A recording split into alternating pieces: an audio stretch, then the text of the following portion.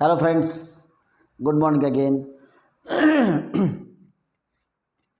So after having completed with first two basic pillars of English language, I would love to go ahead with the third main basic pillar, that is verbs. Verbs are of again three categories.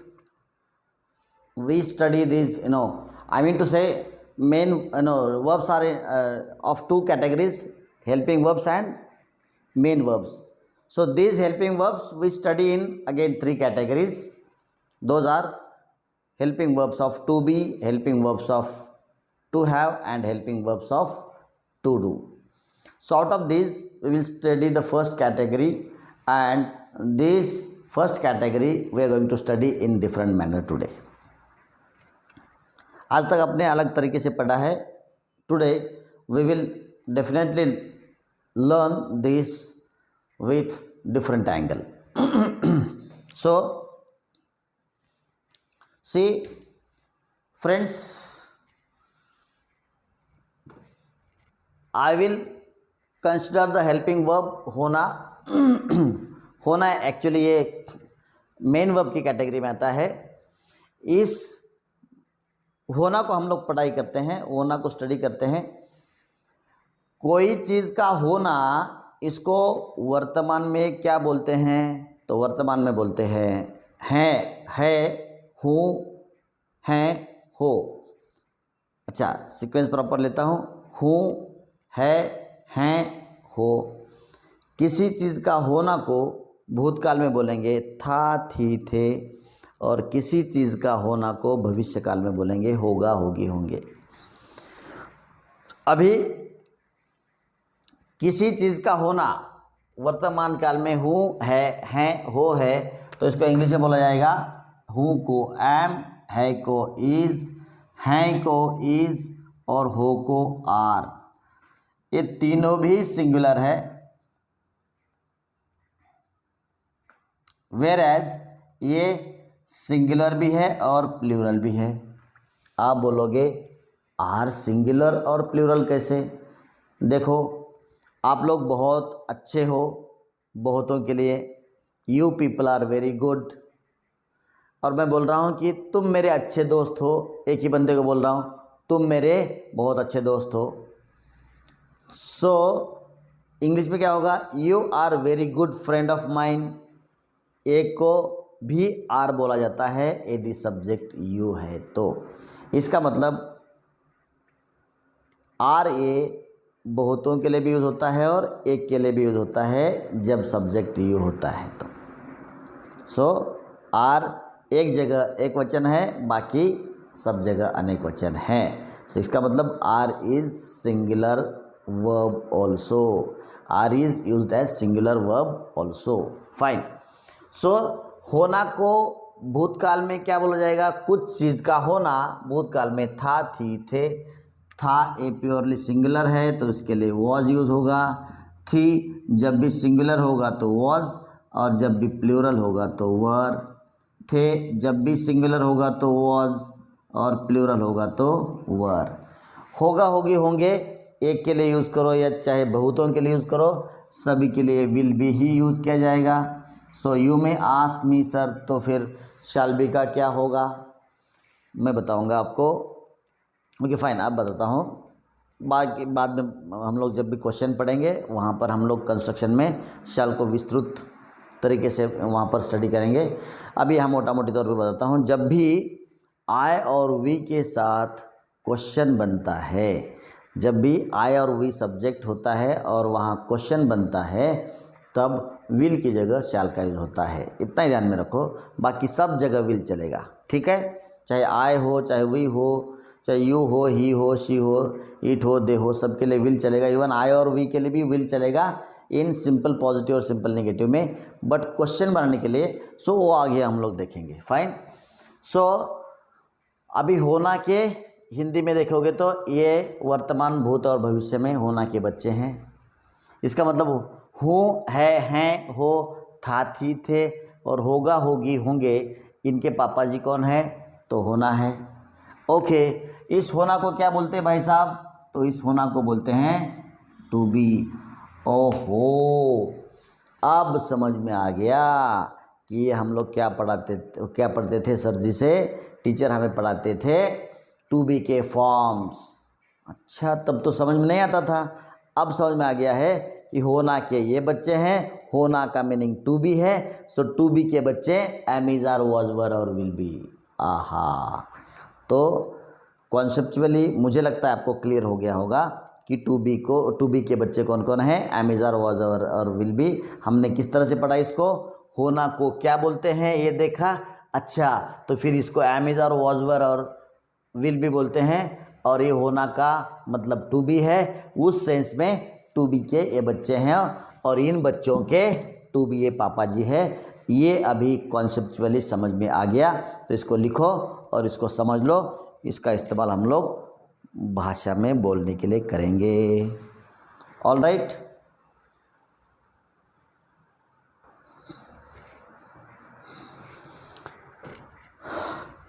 ठीक है friends. So these were our helping verbs.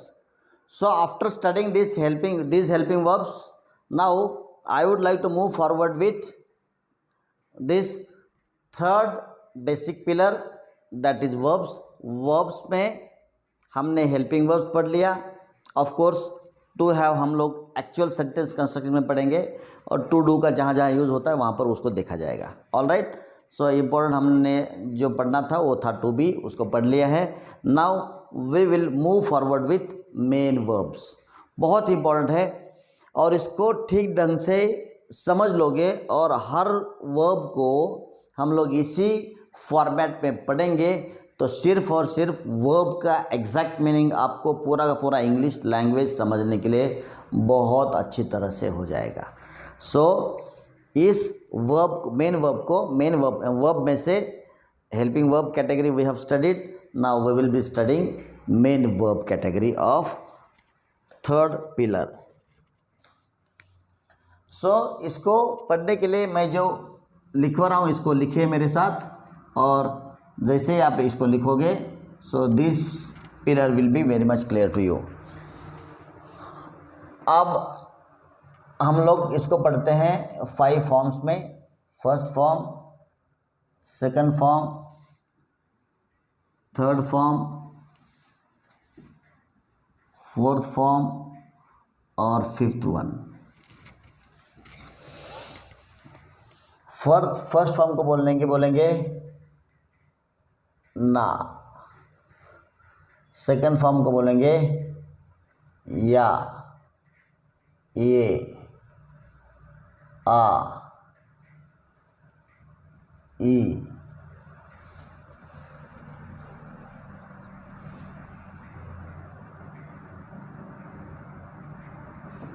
और यहाँ पर बोलेंगे या हुआ, ये हुए, आ हुआ और ये हुई। इस तरह से हम लोग पढ़ेंगे इसको। यहाँ पर ना को निकालेंगे और रहा, रही, रहे लगाएंगे।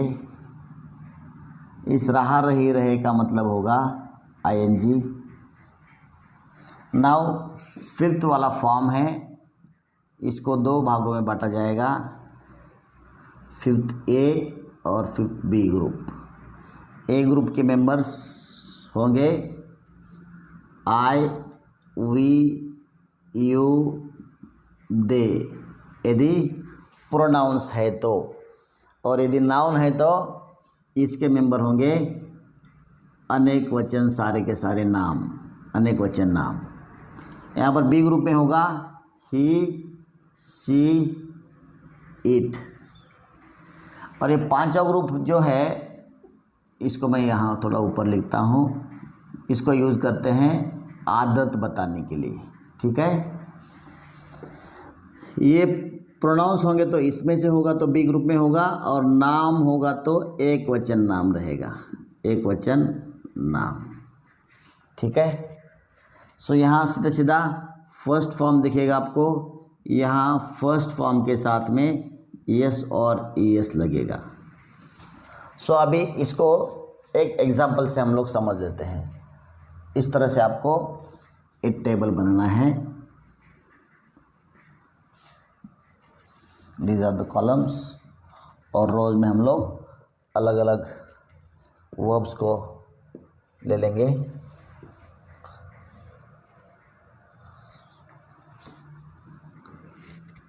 ऑल राइट, फर्स्ट फॉर्म में मान लो कोई भी एक वर्ब लेते हैं, करना, सपोज करना। अभी पांचवें फॉर्म में से हमें क्या करना है, एक सब्जेक्ट चुनना है, बिकॉज सब सारे सब्जेक्ट्स यहाँ पर आ गए। अभी कोई सब्जेक्ट चुनो आप। सो आप, मान लो यू सब्जेक्ट चुन लिया हमने। सो आप क्या होगा, करते हो, करना का करते हो आ गया। सो आदत, आप क्या करते हो, आप करते हो, आदत क्या बता रहा है, करते हो, तो यहाँ डैश आएगा। जब आपको लिया जाएगा तो आपके संदर्भ में आपको रेफरेंस दे करके सो यहाँ पर होगा करना। सो यहाँ होगा टू डू, यानी करना। किया, आपने किया, सो यहाँ पर होगा किया। सो यहाँ होगा did, second form. Third form में आपने किया हुआ, यहाँ होगा किया हुआ। देखो या हुआ आ गया, किया हुआ, डन। यहाँ आप कर रहे, और यदि प्रेजेंट होगा तो हो आएगा, पास्ट होगा तो थे आएगा, फ्यूचर होगा तो होंगे आएगा, और as per the actual tense हो आ जाएगा। सो यहाँ होगा मेन धातु क्या है, डू है। सो डू का आ जाएगा आईएनजी, डूइंग। करते हो, यहाँ फर्स्ट फॉर्म आएगा डू। ये बी ग्रुप में होता तो यहाँ डज आ जाता, यहाँ तो डैश आएगा। अब दूसरा वर्ब लेते हैं हम लोग, सुनना। मान लो यहाँ लिया हमने सुनना। सो यहाँ हो गया टू लिसन, यहाँ आ हो गया। अच्छा, सुनना किस संदर्भ में लेंगे, मान लो ही के लिए लेंगे। सो आ, वह, मान लो ही के लिए वह सुनता है, इस तरह से आएगा, वह सुनता है। सो यहाँ आएगा डज। सो इसको कंप्लीट कर लिया, यहाँ डैश आ जाएगा। सो वह के संदर्भ में इसको क्या होगा, उसने सुना, आ जाएगा, सुना आ। उसने सुना हुआ, है था होगा वट एवर। सो सुना क्या होगा, लिसन्ड, और सुना होगा भी लिसन्ड। वह सुन रहा, रही, रहे। सो रहा का मतलब आ जाएगा आईएनजी, और अकॉर्डिंगली, तो 1 second, I take the pen.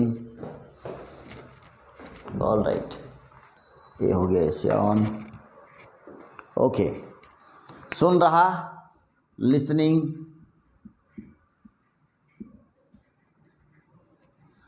So this is your third verb.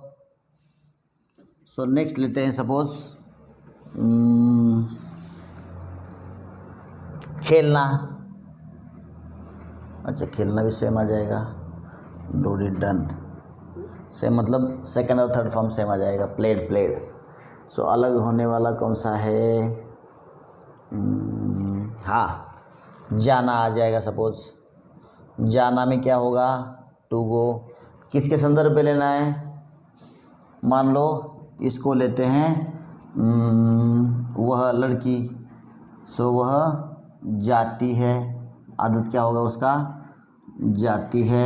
सो यहाँ होगा गोज। अब यहाँ पर यस और यस जो मैंने लिखा है, तो सभी क्रियापद को यस लगाना है, बी ग्रुप में आ जाएगा तो। लेकिन यस किसको लगाना है, यदि क्रियापद के अंत में S, S H, C H, X O या जेड में से कुछ आता है तो उसमें हम लोग यस लगाएंगे, अदरवाइज सभी मेन वर्ब के अंत में यस ही लगेगा। ऑलराइट, सो वह जाती है तो शी के संदर्भ में यहाँ आएगा वह गई, जाना को क्या होगा, गई होगा, सो सेकंड फॉर्म होगा went.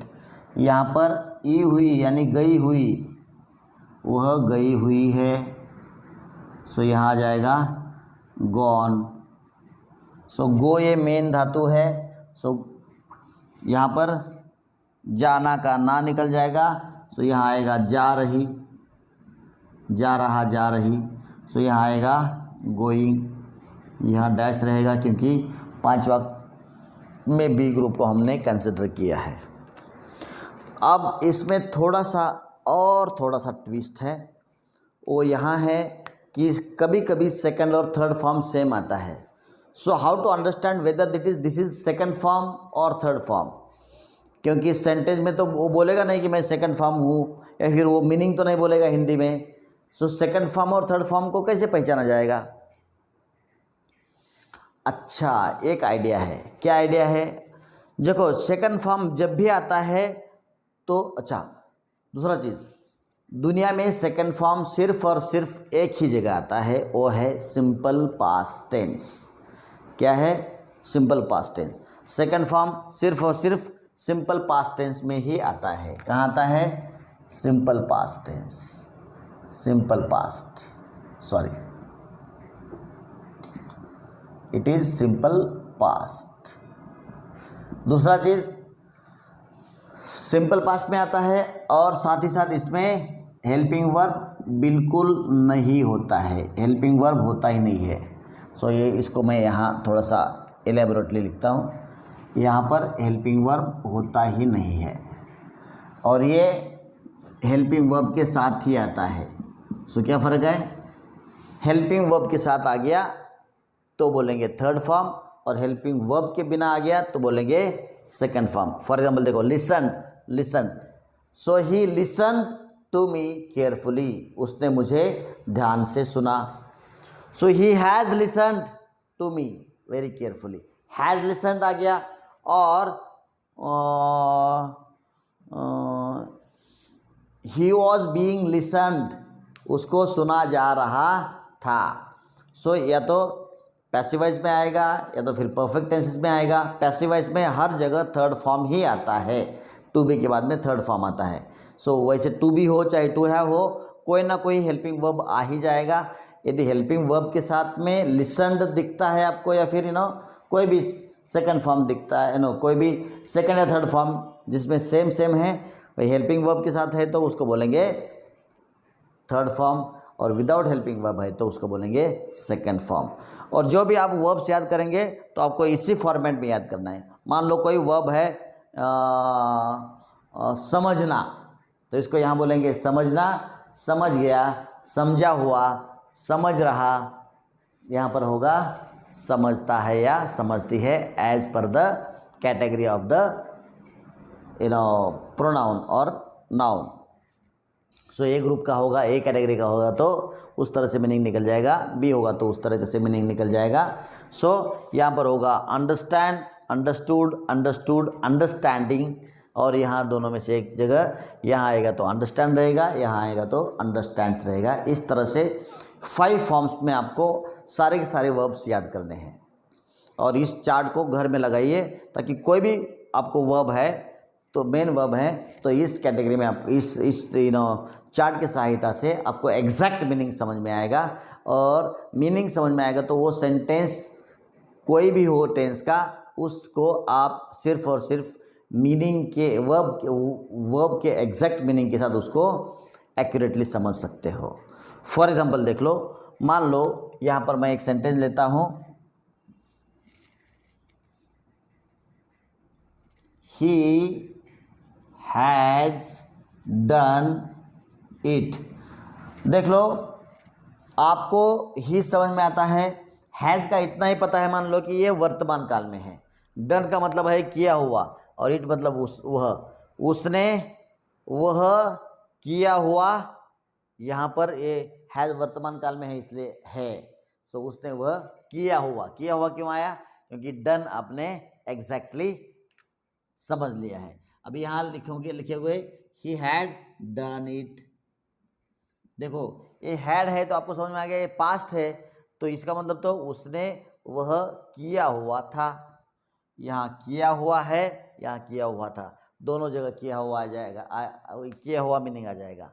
So for example it is done, यहाँ पर मैं लिखता हूँ इट इज डन। सो यहाँ क्या होगा? यह किया हुआ है। व्हाट आई मीन टू से, सिर्फ और सिर्फ मेन वर्ब का एग्जैक्ट मीनिंग आपको पता है ना, तो उस सेंटेंस का एग्जैक्ट मीनिंग समझने में आपको 100% मदद होती है, चाहे फिर वो कोई भी टेंस का हो।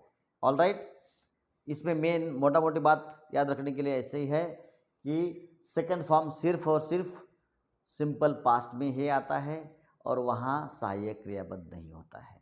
That is how you can differentiate between second form and third form if at all they are same. All right, please write this properly और इसको बढ़िया से लिख करके अपने घर में चार्ट में लगा दो। अपने घर के अंदर चार्ट में लगा दोगे तो कोई भी वर्ब आपको इस फॉर्मेट में मीनिंग निकालना आ जाएगा। सो ये था आपका 6 बेसिक पिलर्स में से थर्ड पिलर वर्ब्स। वर्ब्स में हमने पढ़ लिया हेल्पिंग वर्ब्स और मेन वर्ब्स। ये इस तरह से आपको रोज के रोज एटलीस्ट 10 वर्ब्स याद करने हैं, 10 मेन वर्ब्स, वो भी नए नए, एटलीस्ट 10 वर्ब्स नए नए सिर्फ और सिर्फ 3 महीने के लिए याद कर लो। ठीक है, देखो कितना नंबर हो जाएगा। सो एक महीने में 30 दिन हो जाएंगे, 30 या 90, 90 में से हर महीने में 5-5 दिन का छुट्टी रखो तो कितना हो जाता है? 75 डेज, 75 इंटू 10, फिर भी आपको 750 नए वर्ब्स तैयार हो जाएंगे। और 750 वर्ब्स आपने 5 फॉर्म्स में किए, 5 फॉर्मेट्स में किए, तो देखो आपको ऐसा लगेगा कि यार मेरे को बहुत इंग्लिश समझ में आ रहा है। और साथ साथ में बोलने की कोशिश करो and you will find yourself very easy at speaking. All right, so friends, with this we will take pause here in 6 basic pillars and we will study in the next lecture the remaining, what are the remaining now? Prepositions, WH words and time phrases. We will finish all these 3 basic pillars in one go. All right, till then, take care, goodbye.